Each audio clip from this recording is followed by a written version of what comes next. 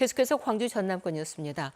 여수의 한 초등학교 병설 유치원과 관련한 누적 확진자가 이틀 만에 20명을 넘어섰습니다. 확산세가 이어지면서 여수시는 오늘부터 사회적 거리 두기를 3단계로 격상했습니다. 김혜린 기자입니다. 여수의 한 초등학교 병설 유치원에서 첫 확진자가 나온 건 지난 19일입니다. 이 유치원에 다니는 5살 원아와 엄마가 확진된 이후 현재까지 모두 25명이 확진됐습니다. 또 다른 원아와 돌봄교사, 원아의 초등학생 형제 자매까지 연쇄 감염이 이어진 겁니다. 방역당국은 병설 유치원 집단 감염이 여수의 한 식당과 연관된 것으로 보고 있습니다. 지난 11일 해당 유치원의 돌봄교사가 여수의 한 식당을 방문했는데 이곳에 타 지역 확진자가 다녀간 것으로 확인됐습니다. 식당 확진자 가운데 델타 변이 바이러스 감염 사례도 나왔습니다. 방역당국은 돌봄교사를 포함해 병설 유치원 관련 확진자들을 대상으로 델타 변이 감염 여부를 조사하고 있습니다. 추가로 감염되신 분들도 델타 변이 확률이 높기 때문에 저희가 가능하면 자가 격리 범위를 넓혀서 이렇게 관리하려고 합니다. 그래서 추가 확진자가 없도록 최선을 다하겠습니다. 확산세가 이어지면서 지난 한 주간 여수의 일일 평균 확진자는 5.71명을 기록하며 사회적 거리두기 3단계 기준인 5.6명을 넘어섰습니다. 여수시는 오늘 0시부터 일주일간 사회적 거리두기를 3단계로 격상했습니다.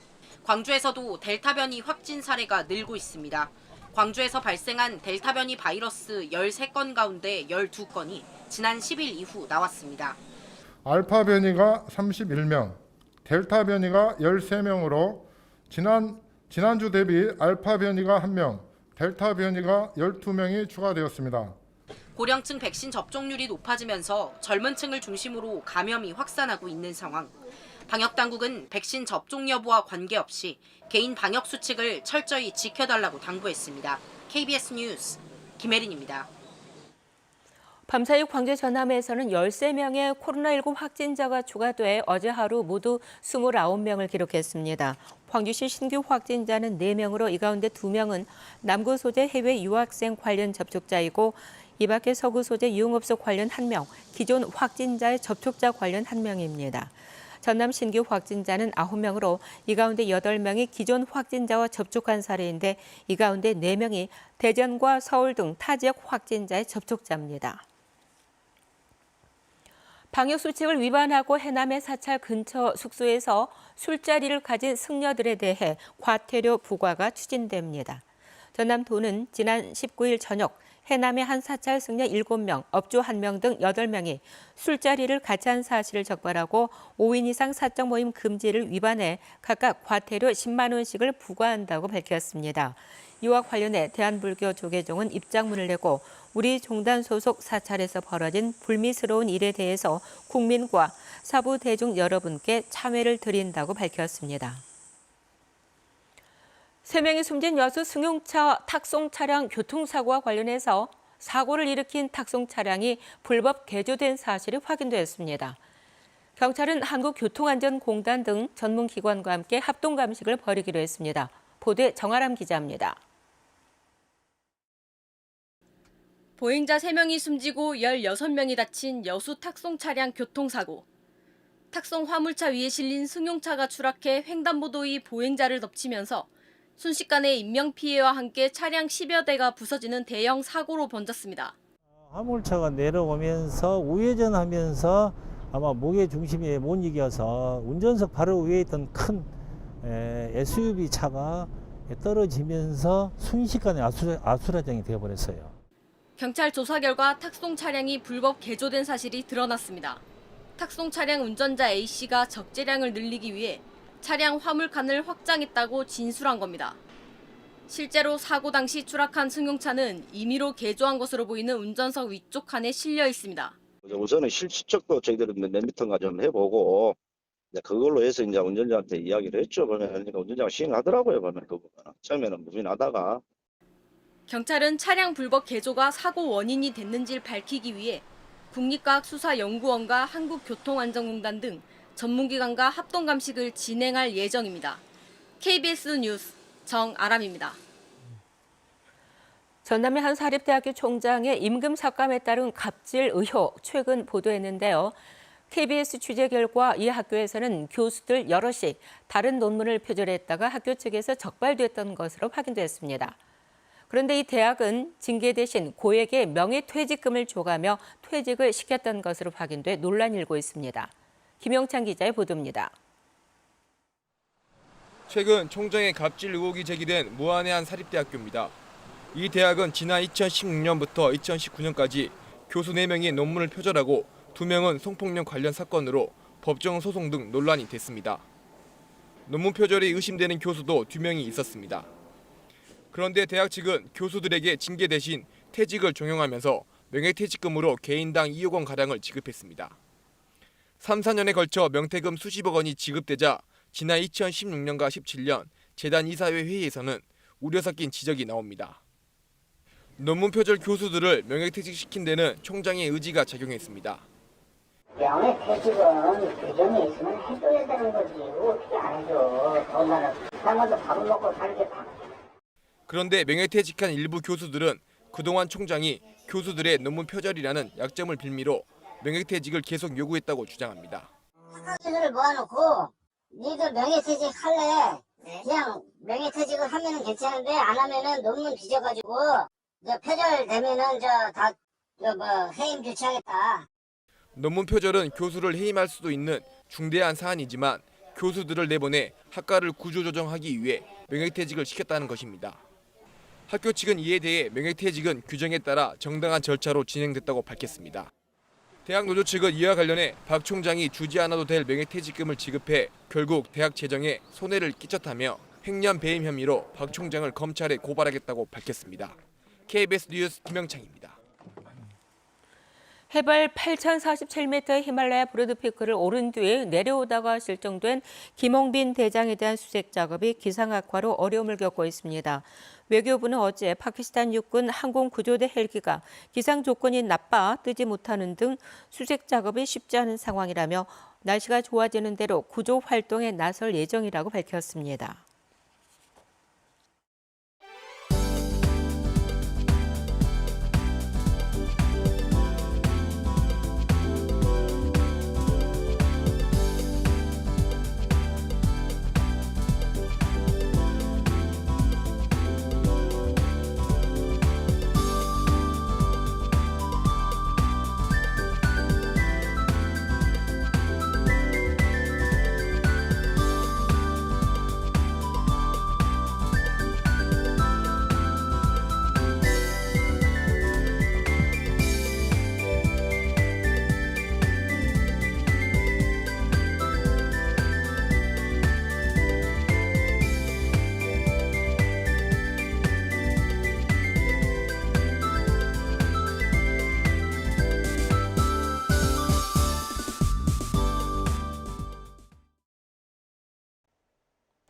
오늘은 큰 더위라는 뜻을 가진 절기 대서입니다. 더위 때문에 염소뿔도 녹는다라는 말이 있을 정도로 1년 중 가장 더운 시기인데요.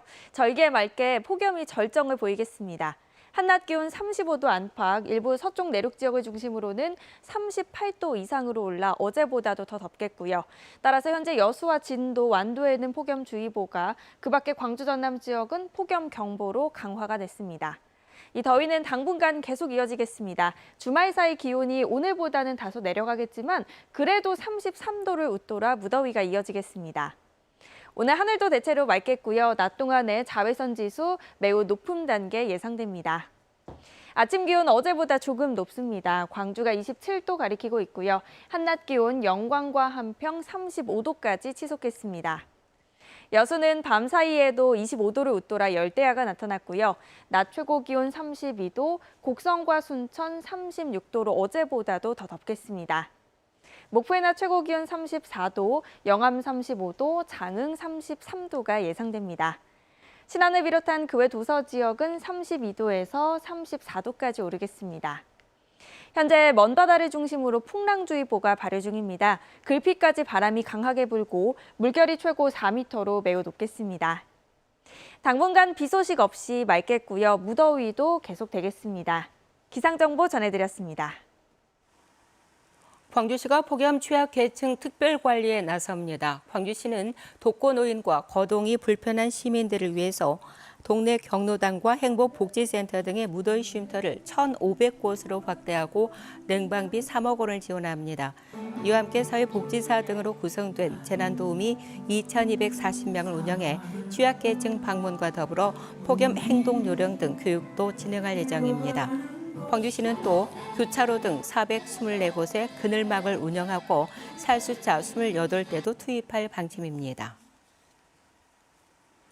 광주은행이 코로나19 현장 대응 인원과 아동복지시설 종사자 등을 위한 복지 물품을 전달했습니다. 광주은행은 광주시청에서 기탁식을 갖고 알로에와 부채 등 여름용품과 홍삼, 전복죽 등 건강식품이 담긴 응원 꾸러미 1,000개를 광주시 자원봉사센터에 기부했습니다. 이 물품은 전남대와 조순대병원을 비롯해 시청과 5개 구 선별 검사소 현장 대응 인원과 아동복지시설 종사자와 아동 등에 전달됩니다. 5.18 유족회가 보조금을 유용했다는 의혹에 대해서 광주시가 경찰에 수사를 의뢰했습니다. 광주시는 지난해 봉사활동사업비 명목으로 유족회가 보조금 1,500만 원을 받아 보육시설 보수에 사용한 뒤 시공업체로부터 수백만 원을 돌려받았다는 민원에 대해 광주 서부경찰서에 수사를 의뢰했다고 밝혔습니다.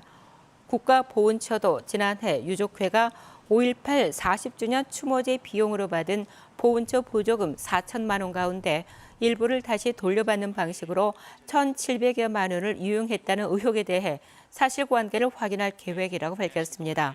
이에 대해 유족회 측은 후원금 명목으로 돌려받은 것이며 모든 금액은 유족회 운영을 위해서 사용했다고 해명하고 있는 것으로 전해졌습니다. 광주 철거 건물 붕괴 사고와 관련해서 금품을 받고 철거업체 선정에 개입한 혐의를 받고 있는 브로커 73살 이모 씨가 구속됐습니다. 광주지방법원 박민우 영장전담 부장판사는 이 씨에 대해 증거인멸과 도주 우려가 있어 구속영장을 발부했다고 밝혔습니다. 이 씨는 지난 2017년부터 2년 동안 4차례에 걸쳐 철거업체 등 3곳으로부터 억대의 금품을 받고 업체 선정에 개입한 혐의를 받고 있습니다. 광주시 북구 운암동 재건축 현장에서 적발된 불법 철거 공정과 관련해서 시공사 관계자 등 2명이 경찰에 입건됐습니다. 광주 북부경찰서는 지난 5월 운암 주공 3단지 재건축 현장에서 해체 계획서를 준수하라는 감리자의 요구를 묵살하고 건물을 철거한 혐의로 시공사인 현대산업개발 관계자와 철거업체 대표 등 2명을 입건해 조사하고 있습니다. 경찰은 이들을 상대로 정해진 작업 절차를 무시한 철거 공정이 이뤄진 배경에 불법 재하도급 등의 비위가 있었는지를 조사하고 있습니다. 목요일 아침 함께한 KBS 뉴스를 마칩니다. 감사합니다.